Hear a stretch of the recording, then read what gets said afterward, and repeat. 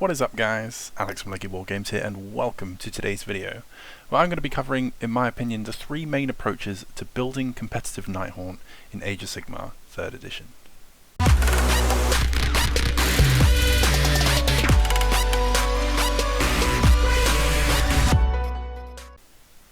Alrighty guys, so quite an exciting topic today. We're going to be talking about multiple avenues of army list build styles for Nighthaunt in 3rd edition to try and give you that competitive edge. What we're going to try and do is keep it nice and broad, so I'm going to talk about these sort of three main styles rather than be more unit specific like we do in some of the army list builds, so that you guys can take the principle and the idea of that approach and sort of fill out the army list how you would see fit in that manner.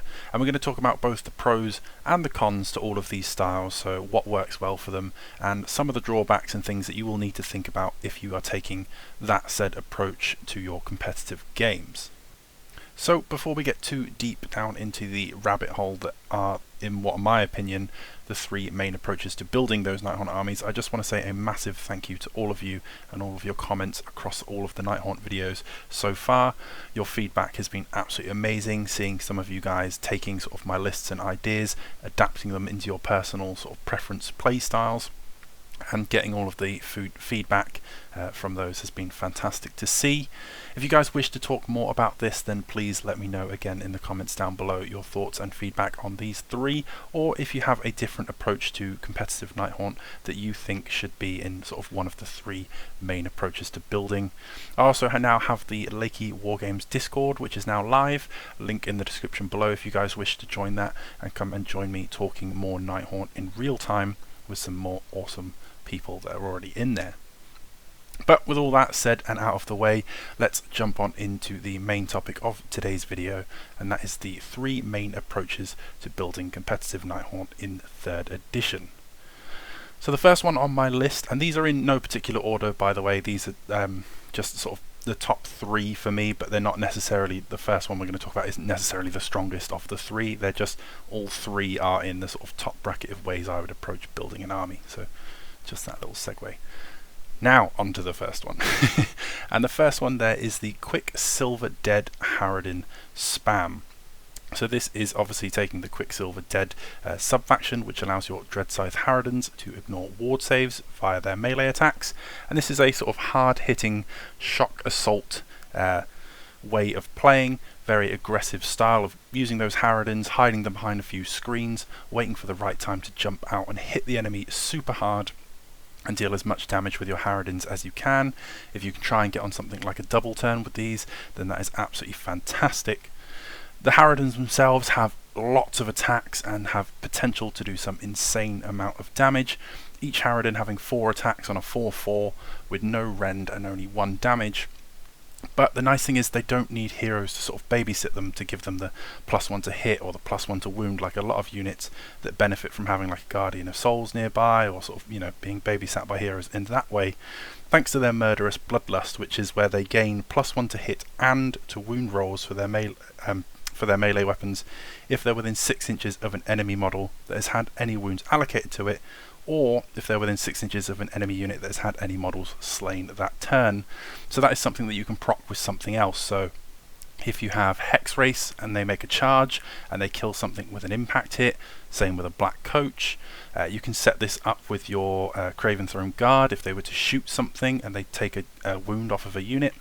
Similarly, if a big model, like a big monster, is already hurt and already taken wounds, and the Harridans get within 6 inches, they don't have to attack the big wounded monster, they just have to be within 6 inches of the wounded monster, and they can attack a sort of different unit as long as they keep within that 6-inch thing there. So again, they don't need to be babysat by heroes like a lot of our stuff does. And by doing it this way, not only do you have a ton of attacks, but you're going to be looking at making the most of your Wave of Terror, which is something that we want to be doing anyway. You're mainly looking for the one that gives you the sort of -1 to enemy save rolls, because that offsets the amount of rend. So you've already got high attacks, you've got a way to buff your hit, you've got a way to buff your wound. The main thing is that they lack any rend, so something with a high armor save if you're fighting into OBR, Slaves to Darkness, armies like that. then you're really going to be looking to stack up those Wave of Terror. So then not only have you now got a high volume of attacks, but you have a way to now access a higher rend. And because you're playing within Quicksilver Dead, you are ignoring all those pesky ward saves, which is something that keeps popping up a lot more in Age of Sigmar as mortal wound spams got more prevalent. Ward saves become more popular, and in addition to the rules to offset that. So Harridans are a perfect way to stop those armies that are sort of heavy on the wards and heavy on the armor, which is something that you will see on a lot of the higher end top tables. Now, some of the downsides to playing this way is you will struggle to get all of your bodies into a fight. Harridans are one of those units, a bit like Bladegeist Revenants, where they only have a 1-inch reach, so obviously you're taking them in 10s. You're going to have to set them up in sort of 5 and 5 until they take enough casualties to be 6 models or less with the newer coherency rules, and then they're a lot more fluid. But even that said, they are still 21 attacks with the front 5 miniatures. The champion model gains 1 extra attack to the side limbs, so she gets 5, and then the other 4 that will be in that fight, or possibly 6, depending how the fight goes. But the chances of getting all 10 of them in with a 1-inch reach is really difficult, being on those slightly larger bases. We spoke a little bit about how they can be absolutely amazing, if you set up that Bloodlust, so they're getting +1 hit, they get +1 wound, they're -1 to be wounded if they've charged. Obviously you can stack up the Wave of Terror that way, so they can get lots of rend. The downside to that is, though, it does require a lot of setup. Obviously you're going to need something to proc that Murderous Bloodlust, so you've pre-wounded something, or you're killing a model off earlier that phase. There are different ways to go about it, like we spoke about, but it does mean that you have to have another unit sort of nearby or to do something and pre-plan to be able to get their damage potential to the fullest, which isn't always, especially in some of the later turns, the easiest thing to do. And one of the things with the Harridan idea, and this is sort of Nighthaunt in general, but they suffer from it a lot, is they are very prone to being swung back. So all of those great buffs and all of the great damage that they've got, being able to get all that rend, getting that +1 hit, +1 wound, is just things that are very applicable and that are needed to be set up in your turn so that you can deal all your damage, and then when it goes back to the enemy's turn, you lose your Wave of Terror, you haven't slain anything earlier in that round. Then the Harridans do lose a bit of their edge and are very prone to being swung back on. But again, that is more of a sort of Nighthaunt thing in general, but it is something very much to keep in mind, because Harridans are sort of the epitome of feel amazing when you are throwing them down someone's throat, but feel very glass cannon when they get hit back there. So, number 2 on my list of main approaches is the teleporting mortal wound damage approach. And this is one that I've spoke about a lot on the channel. It's the one with the videos. If you guys wish to see it, I have the Curse of the Ferryman's army list up, which is a army list that I use, all based around this tactic. And it's also heavily prevalent in the 3 ways to win more games tactic video that I put up as well, so I'll link those in the description below. But this is the one that I personally like to use a lot, and it's a way of playing with lots of moving pieces that cause mortal wounds. You've got very high movement, very high abilities to teleport around the table, and you can catch the enemy at their weakest points. Now, some of the great ways about playing this way is hero sniping enemies is sort of basically on easy mode, as long as they're not being super defensive, turtling up and basically trying to screen you out. But that isn't always the worst thing, because then you forced your enemy onto that defensive back foot because they're so scared of you sort of being able to teleport in behind them at any sort of point of the game. So you're basically forcing some enemies to play a way that they may not want to play. A nice thing is you basically have unlimited move / teleport potential, so you can really strike from anywhere on the table using things like Aurich the Drowner, putting things into reserve, having the Dreadblade Harrow, being able to copy Aurich if you use him as a general, so then you get double teleports. Obviously we have access to the teleport spell in the spell lore if you wanted that as well. And utilising things like the Black Coach with its self-teleport. If you really want to build into a full teleporting mortal wound list, you can, and because it's just on any turn that you want to trigger it, it isn't any sort of once per game kind of thing. Obviously arriving from reserves is, but everything else, the units on the table wise, you can pull that trigger at any point. There's nothing that your opponent can really do to try and stop you. So if you set this up really nicely, then it's just something that you will always have in your back pocket. and that leads to the ability to be able to sort of one turn KO your opponent. If you really pull the trigger at a vital time, you can kill off some really key enemy pieces. You can really shut down the game in basically that one turn. If you get a double turn, you teleport in behind the enemy, you hit them with a bunch of splash mortal wounds, you kill a bunch of key heroes, then you got the double turn, and then you're able to charge in basically from all sides as well. Then you can really shut down the game basically in one fell swoop.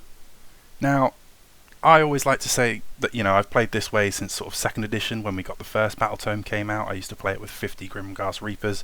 Now I play it with a lot less. I play it with a few units of small Hex Wraiths and Spirit Hosts. You'll see it in the example list video if you guys want to go and check that out. But this army list way does play heavily on the gambling sort of dice game. Obviously everything in Warhammer is all reliant on the dice. Sometimes the dice are hot, sometimes the dice are not.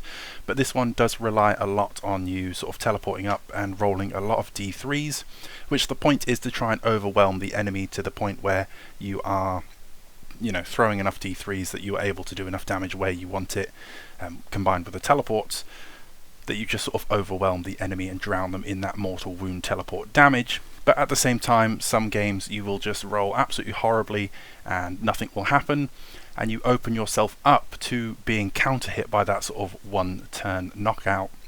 So in the same way that you can teleport behind someone, absolutely cripple them, you can teleport behind someone, do absolutely nothing, set yourself up to then be slapped right back in the face and lose the game in basically one turn by putting yourself out in a vulnerable position. There are ways, and obviously experience of trying to learn when to go, when not to go, setting yourself up a little bit defensively when you do teleport to try and mitigate that as much as you can. But that is one of the drawbacks to this list, is as much as you have that flexibility, it can sort of spring back on you. And this type of way of playing the game, Nighthaunt already hates sustained fights as it is, but this type of army list will hate it even more because you've got lots of sort of MSU teleporting units. Your support will sort of be here, there and everywhere, and yeah, if you get trucked into a sustained fight or you get double turned, caught out on the teleport, then you will suffer very greatly from that. The third and last approach that I want to talk about playing Nighthaunt in 3rd edition competitively today is just the old school clogging up the table style of play. This was very much highlighted by Nate Trantanelli when he went 5-0 with Nighthaunt a couple of months back. And this is the sort of style of play where you take lots of MSU units and you're basically just going to clog up the table with all of these sort of small multiple units, and you're just playing the numbers game and the battle tactics. You're not really worried about fighting the enemy or trying to kill any of their sort of key units. You're literally just playing a pure numbers game, which is obviously, if you're going to grand tournaments and things, you're trying to place highly, is something that you need to do.